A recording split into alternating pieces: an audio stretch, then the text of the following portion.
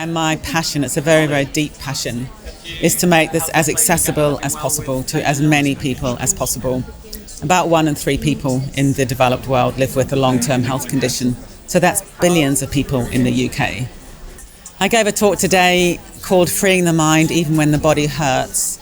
And in a way, what I was trying to do was tell a little bit about my story, because I've lived with chronic pain for 40 years from a spinal injury, and I've meditated for 30 years. So in a way, I'm quite a good sort of case study myself of how mindfulness can really change your life. And my life has been massively, massively changed through mindfulness. In a way, I can't even describe it. I was broken 30 years ago, and now I have really a very good quality of life. I travel the world teaching and talking and so on. So I wanted to share that passion and that enthusiasm with the audience. And I also wanted to give some very clear, quick take-home messages. So I gave a few slogans. So one of them is, when in doubt, breathe out. Because when we've got difficulty of any sort, we tend to hold the breath, and then we get all kinds of extra suffering. But if we can just learn to drop into gravity, drop into the body and breathe, that can change your life. And another slogan was, take a break before you break. Because so many of us, we just push ourselves and push ourselves and push ourselves. I think maybe particularly in the modern world, I don't really know. Certainly that's my tendency. So what I used to do is I would just do something until I was in agony.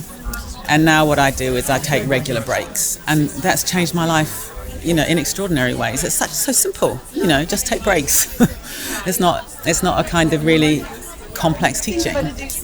So that's one of the other things I really try to do, is to pull the complexity of mindfulness and mind training down to a few very, very simple principles. So I've always believed that the two qualities of mindfulness and kindness are like two sides of a coin.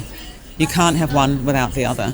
So we need to have awareness, but that awareness needs to be warm, emotionally engaged, tender, and kind towards oneself and towards other people.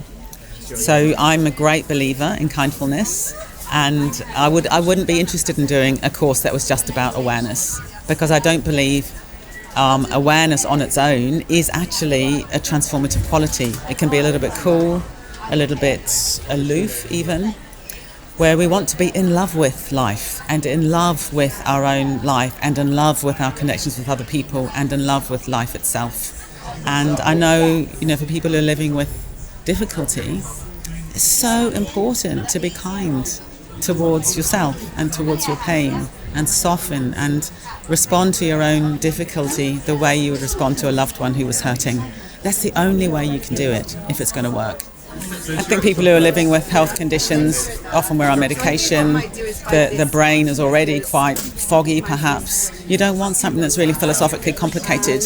You want something that's pragmatic, that's immediately applicable, and that you can do in your life right now to reduce your suffering.